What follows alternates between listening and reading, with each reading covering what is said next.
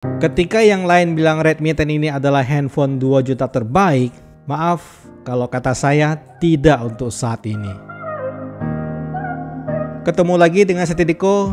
Redmi 10 ini sudah saya pakai 2 minggu lebih. Dan kenapa saya tidak setuju HP ini disebut handphone 2 juta terbaik? Karena cukup banyak kekurangannya. Sekarang saya bahas yang positifnya dulu. Secara desain Redmi 10 ini sudah terbilang cakep. Dan ini merupakan salah satu kelebihan dari Redmi 10 ini. Untuk sebuah handphone 2 juta ini hitungannya cakep desainnya. Lalu untuk sebuah handphone 2 juta, cuma brand Xiaomi saja yang bisa kasih speaker stereo. Dulu tuh di Poco M3 atau Redmi 9T, dan sekarang di Redmi 10 ini. Brand lain belum bisa kasih stereo speaker untuk handphone low-end-nya, cuma Xiaomi. Why would I betray you? We all have our secrets. You just didn't get to yours yet.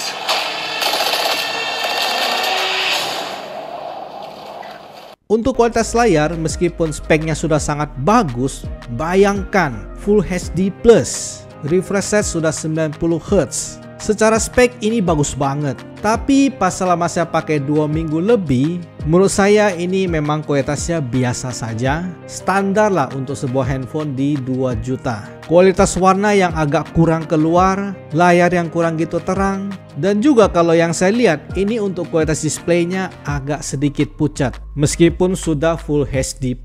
Teman-teman jangan beranggapan bahwa handphone dengan layar Full HD+ sudah pasti bagus kualitas displaynya. Tidak semuanya guys. Layar begini juga ada kelas-kelasnya, ada grade-nya. Dan grade yang ada di Redmi 10 ini sudah pasti adalah grade low end. Bagi saya, meskipun layar handphone tersebut HD+, tetapi kalau kualitas warna displaynya itu bagus, saya lebih milih itu dibandingkan kalau kualitas Full HD+ tapi kualitas warna displaynya kurang atau agak pucat. Mendingan HD+ saja. Yang penting kualitas warna displaynya itu bagus. Makanya untuk kualitas display dari Redmi 10 ini tidak bisa disebut sebagai sebuah kelebihan. Sekarang kita masuk hal yang kurang dari Redmi 10 ini, yaitu software dan performanya. Di sini saya gabung sekalian karena software dan performa itu sangat berkaitan. Hardware-nya kenceng, tapi kalau software jelek jadi percuma guys. Dan itu saya temukan di Redmi 10 ini. By the way, Redmi 10 ini pakai chipset dari MediaTek Helio G88. Helio G88 dan Helio G85 itu sebenarnya hampir mirip guys. Jangan kalian pikir G88 itu pasti lebih kenceng dibandingkan dengan G85, karena angka 88-nya lebih besar daripada angka 85. Itu salah guys. Karena ketika saya cek di website MediaTek, ternyata kedua chipset ini menggunakan Cortex yang sama. 8 core-nya juga sama. GPU Mali-nya juga sama guys. Yang bikin beda cuma resolusi kameranya saja. Di G85 itu maksimal cuma di 48 megapiksel. Sedangkan di G88 itu sampai 64 megapiksel.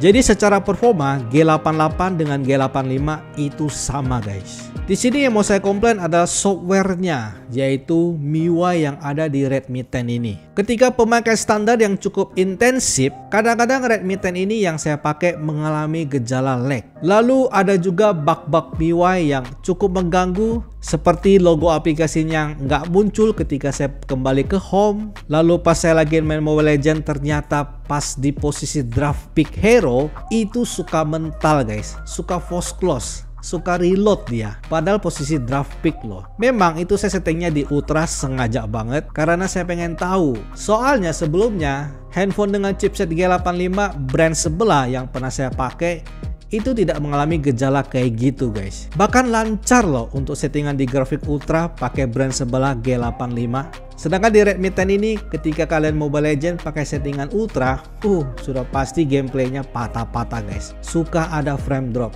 Saya jamin itu. Makanya di sini saya sangat berharap untuk Xiaomi ya. Semoga MIUI-nya diperbaiki lagi, dibikin jadi lebih baik lagi, dibikin lebih optimal lagi.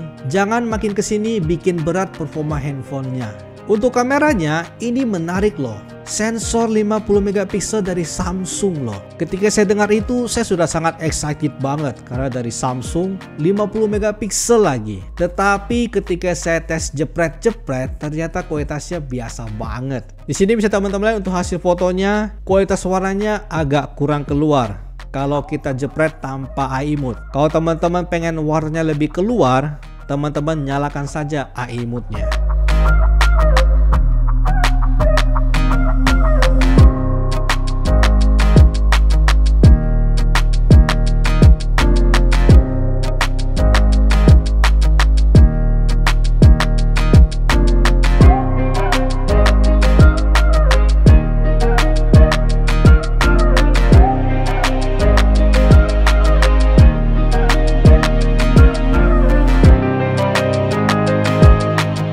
Untuk perekaman videonya ini maksimal cuma sampai 1080p 30 fps. Tidak ada settingan 60 fps ya. Dan untuk kestabilannya memang agak kurang, dan untuk kualitas videonya juga biasa saja.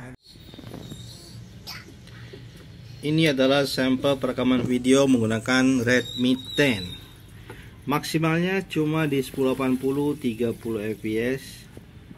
Dan di sini untuk kualitasnya, kalau dilihat dari kamera, kalau dilihat dari handphonenya sih ini kayak agak kurang bagus ya. Tapi tidak tahu nanti kalau hasilnya pas saya pindahin. Di sini kayak warnanya kayak agak pucat gitu, saturated gitu ya bahasanya ya. Ini kayak tidak tajam.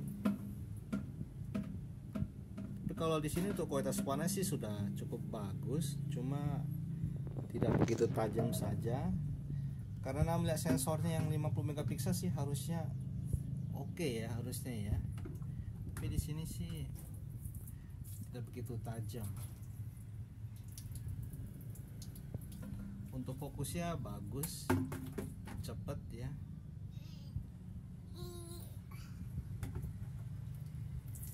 Oke.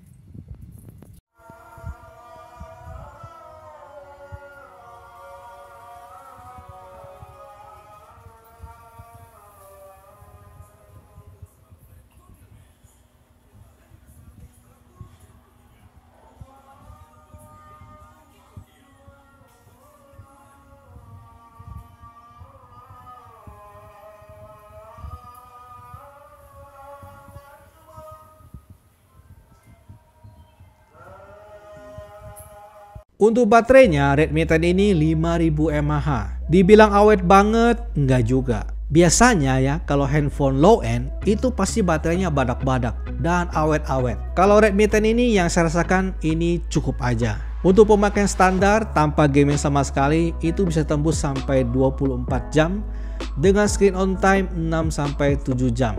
Ya, sehari ngecas sekali lah. Lalu untuk ngecas ya, ini juga agak lama guys. Karena dia cuma support sampai 18 watt.